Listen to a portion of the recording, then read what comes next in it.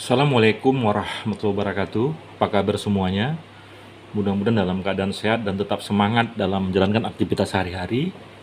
Baik, pada kesempatan yang berbahagia ini kembali kita bertemu dalam perkuliahan kita, dan pada materi hari ini kita akan mempelajari tentang manajemen risiko perbankan.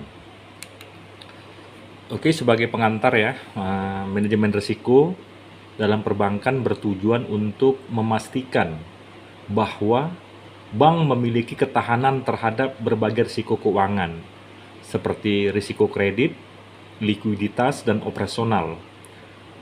Regulasi perbankan global seperti Basel 1, 2, dan 3, serta Peraturan Bank Indonesia berperan penting dalam menjaga stabilitas sistem keuangan. Jadi, kita belajar tentang bagaimana perbankan mengelola risikonya, sehingga nanti kita akan belajar tentang seperti apa risiko kredit, ya, kemudian likuiditas dan operasional, yang semuanya itu mengacu kepada aturan yang dilahirkan dari regulasi perbankan global ya. Nanti akan dijelaskan lebih lanjut apa itu Basel 1, 2, dan seterusnya.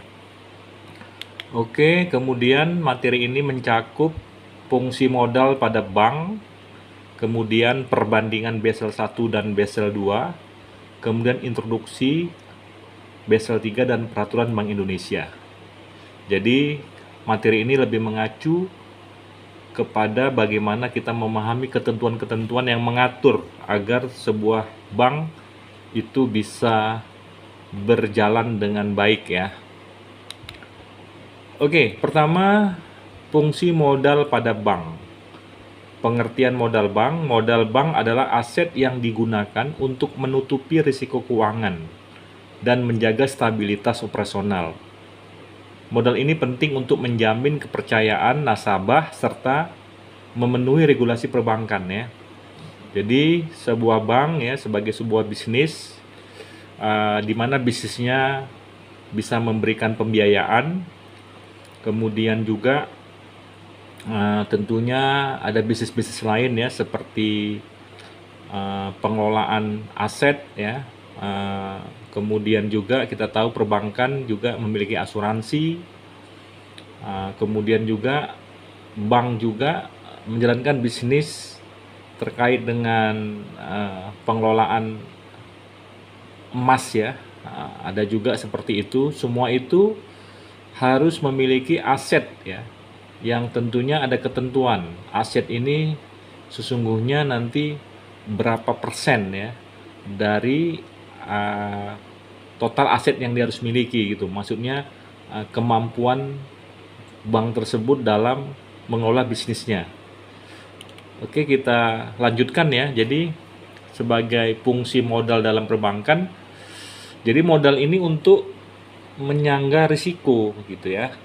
Jadi kalau misalnya bisnis tidak ada modal, tentu akan sangat rentan dengan risiko kebangkrutan. Makanya sebuah perbankan harus punya modal yang cukup ya, karena dia berfungsi sebagai bantalan terhadap risiko kredit ya, likuiditas dan operasional. Ya kita tahu bank tentu karena memberikan pembiayaan ya, dan bank juga memiliki operasional, jadi dia harus memiliki modal yang cukup ya. Sehingga juga apabila terjadi nanti gagal bayar ya oleh debitur, modal bank dapat menyerap kerugian atau bisa membackup terhadap kerugian yang terjadi. Kemudian berikutnya adalah menjaga stabilitas keuangan ya. Jadi modal membantu bank bertahan dalam kondisi ekonomi yang tidak stabil. Ya, misalnya krisis keuangan 2008. Bank dengan modal kuat mampu bertahan lebih baik dibandingkan bank-bank yang memiliki modal kecil ya. Kita pernah menghadapi krisis ya, di mana banyak perbankan akhirnya di merger menjadi satu bank besar. Salah satunya itu kalau kita tahu Bank Mandiri itu sebenarnya merger dari sejumlah bank yang dulu menghadapi situasi yang sulit ya dalam pelaksanaan operasionalnya karena kekurangan modal.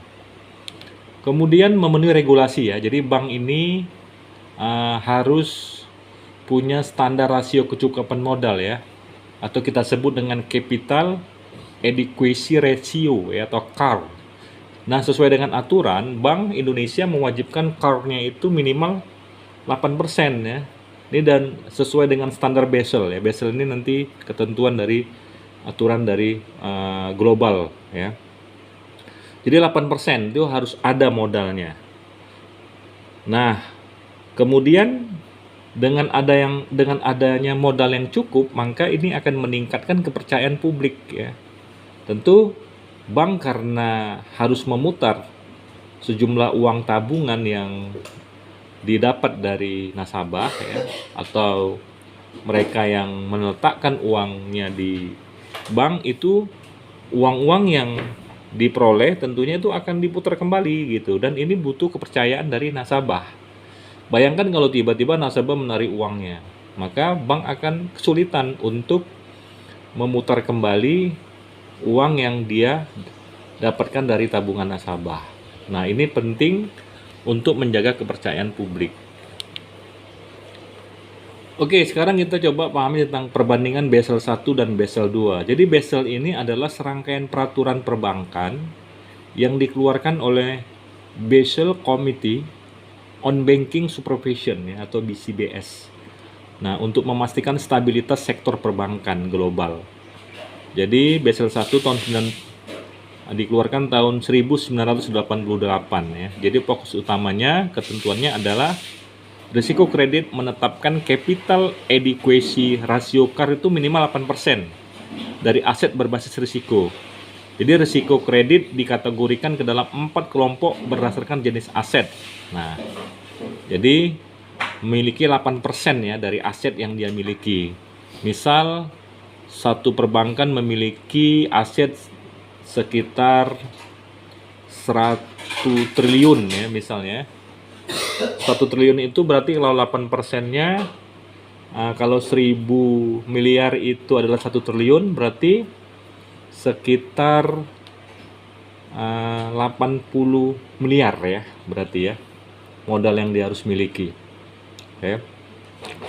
Oke, kemudian kelemahannya tidak memperhitungkan risiko operasional dan pasar ya. Ini masih ada titik lemah ya pada Basel 1. Jadi contoh implementasinya ketika Bank Indonesia mengadopsi Basel 1 dengan mewajibkan bank memiliki CAR minimal 8% untuk mengantisipasi risiko kreditnya. Nah, kemudian Basel 2 tahun 2004 mengembangkan Basel 1 dengan menambahkan pendekatan risiko yang lebih kompleks ya, memiliki 3 pilar utama. Pilar pertamanya adalah persyaratan modal minimum, meliputi risiko kredit, pasar dan operasional. Kemudian juga ada pilar kedua, proses pengawasan dari regulator, dan yang ketiga transparansi dan pengungkapan risiko ya. Nah, ini lebih kompleks karena tidak sekedar menetapkan minimal core-nya, tetapi juga ada proses-proses pengawasan dari regulator dan transparansi dan pengungkapan risiko. Ini ada kelebihannya, lebih akurat dalam mengukur risiko dibanding Basel 1. Kelemahannya regulasi lebih kompleks dan sulit diterapkan oleh bank-bank kecil ya. Kadang regulasi yang terlalu ketat sehingga kurang dinamis, sehingga bank-bank kecil susah untuk melakukan ataupun beroperasi gitu.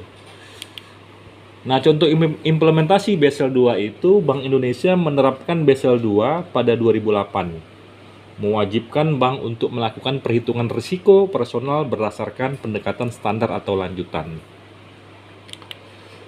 Nah, sekarang kita coba masuk ke Basel 3 ya, introduksi Basel 3. Jadi krisis keuangan global tahun 2008 mengungkap kelemahan Basel 2. Sehingga Basel 3 diperkenalkanlah pada 2010 untuk memperkuat ketahanan bank. Nah, jadi perubahan utama dalam Basel 3 ini ada peningkatan persyaratan modal capital adequacy-nya ratio atau CAR-nya itu meningkat dari 8% menjadi minimal 10,5% ya. Ini termasuk capital conservation buffer. Nah, kemudian juga penerapan leverage ratio mencegah bank terlalu bergantung pada utang dengan menetapkan rasio modal terhadap aset minimal 3%. Ini ketentuan dari Basel 3. Kemudian yang keempat, peningkatan manajemen likuiditas ya. Jadi memperkenalkan liquidity coverage ratio Nah, ini adalah kemampuan bank dalam jangka pendeknya ya. Jadi bank harus memastikan selama 30 hari ke depan dia memiliki likuiditas yang cukup begitu. Kemudian yang kelima adalah pengelolaan risiko secara sistematik atau secara sistemik. Jadi bank sistemik diwajibkan memiliki counter cyclical ya buffer untuk menghadapi krisis ekonomi. Jadi harus memiliki satu sistem yang baik ketika terjadi krisis ekonomi yang dihadapi baik suatu negara maupun dalam konteks dunia. Nah, dampak Basel III bagi perbankan, kemudian bank harus meningkatkan modal inti untuk memenuhi regulasi baru, artinya tidak mudah kemudian ya seorang tuh untuk mendirikan bank. Jadi harus meningkatkan modal intinya. Kemudian mendorong bank untuk mengurangi risiko exposure terhadap aset berisiko tinggi. Kemudian regulasi lebih ketat terhadap bank dengan skala besar ya. Jadi ini dampaknya. Nah, ini contoh implementasi Basel III itu ketika Bank Indonesia ketika bank di Indonesia seperti Bank Mandiri dan Bank BCA mulai meningkatkan modal mereka untuk memenuhi standar Basel III ya. Oke. Terakhir ya, tentang peraturan Bank Indonesia terkait manajemen risiko perbankan. Jadi ada beberapa peraturan yang lahir dari BI yang ini merupakan regulasi ya untuk menjaga stabilitas sektor perbankan. Jadi termasuk peraturan modal minimum PBI nomor 14/18/PBI 2012. Jadi bank harus memenuhi CAR minimal 8% sesuai dengan standar Basel. Bank dengan risiko tinggi diwajibkan memiliki modal tambahan. Kemudian ada peraturan manajemen risiko ya, nomor 11/25/PBI 2009. Bank wajib menerapkan manajemen risiko berbasis Basel II dan Basel III, meliputi risiko kredit, operasional, pasar, dan likuiditas. Kemudian ada peraturan likuiditas, ini berkaitan dengan bank harus memenuhi liquidity coverage ratio atau LCR jangka pendeknya, untuk memastikan kecukupan likuiditas dalam jangka pendek ya. Baru yang berikutnya adalah pengawasan bank sistemik ya, sesuai dengan peraturan Bank Indonesia nomor 17/11/PBI 2015. Bank yang dianggap sistemik wajib memiliki buffer modal tambahan. Nah, terakhir contoh implementasi peraturan BI ketika Bank Indonesia mewajibkan bank memenuhi rasio kecukupan likuiditas dengan menerapkan liquidity coverage ratio LCR-nya minimal 100% sejak 2018. Ya, berarti harus lebih besar jumlah ketersediaan modal ya atau likuiditasnya, sehingga ini memastikan bank itu bisa berjalan dan beroperasi dengan baik. Oke, ini ada studi kasus ya. Studi kasus 1, ketika Bank Mandiri meningkatkan modal inti mereka sebesar 12% ya untuk memenuhi Basel III, kemudian meningkatkan rasio likuiditas untuk memenuhi aturan BI. Kemudian kasus 2, ketika Bank BCA memperkuat struktur likuiditasnya dengan meningkatkan rasio net stable funding rasionya ya, kemudian melakukan diversifikasi sumber dana untuk mengurangi ketergantungan pada simpanan jangka pendek. Nah, ini kesimpulannya, manajemen risiko perbankan terus berkembang untuk menyesuaikan diri dengan tantangan global ya. Basel 1, 2, dan 3 telah memberikan kerangka kerja bagi bank untuk mengelola risiko secara lebih efektif di Indonesia. Bank Indonesia telah mengadaptasi regulasi Basel dalam berbagai peraturan untuk menjaga stabilitas perbankan nasional. Jadi barangkali nanti kalau banyak istilah yang mungkin kurang dipahami ya, nanti bisa kita diskusikan lebih lanjut, bisa ditanyakan ya di grup kita, di grup WA atau di add linknya. Tapi intinya materi hari ini kita mempelajari tentang ketentuan dari regulasi dari Bank Indonesia yang mengadopsi dari Basel yang merupakan ketentuan dari tingkat globalnya atau tingkat dunianya terkait dengan bagaimana memastikan agar bank menjalankan operasionalnya dengan baik ya, dengan risiko yang bisa dikelola atau diatasi, sehingga ini menjadi salah satu syarat agar sebuah bank bisa menjalankan operasinya. Demikian, terima kasih. Mudah-mudahan bisa dipahami dan terima kasih atas perhatiannya. Wassalamualaikum warahmatullahi wabarakatuh.